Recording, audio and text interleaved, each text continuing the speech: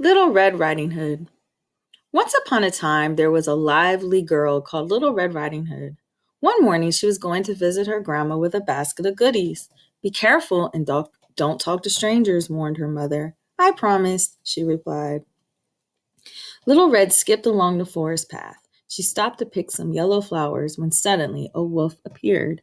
Where are you going, my dear? He asked in his friendliest voice. To see my grandma, who lives near the stream, she replied. Now, wait a minute. Didn't her mother tell her not to talk to strangers?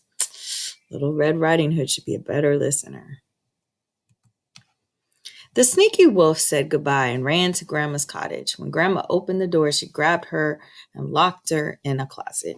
The wicked wolf then put on Grandma's nightgown and jumped into bed to wait for Little Red. Little Red walked inside and stared. Grandma, what big teeth you have, she exclaimed. The better to eat you, snarled the wolf as he pounced on her. Little Red screamed at the top of her lungs. A woodcutter heard her and chased the wolf away. Little Red and Grandma were safe. So the moral of this story is to follow directions. Her mother told her not to talk to strangers.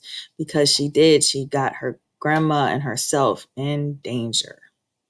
So, good readers, one strategy to help understand when the events in a story happen is to sequence the events. That means you put them in order by when they happen. So, first, Little Red's mom tells her to go visit her grandmother with a basket of goodies and tells her, do not talk to strangers.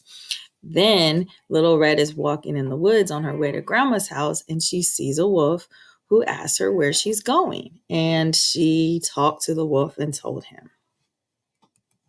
Next, the wolf runs to the cottage before Little Red can get there, gets Grandma, puts her in a closet, and dresses up and pretends to be her.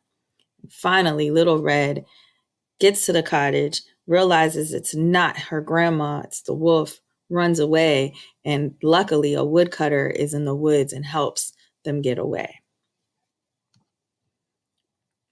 Your assignment for today is to put the pictures from the story in the order that they happened: first, next, then, and last. For example, the first picture should be Mom telling Little Red to go to Grandma's house with some goodies and not to talk to strangers. So that picture shows what happens first. You simply click on the picture and drag it to where it belongs based on when it happened in the story.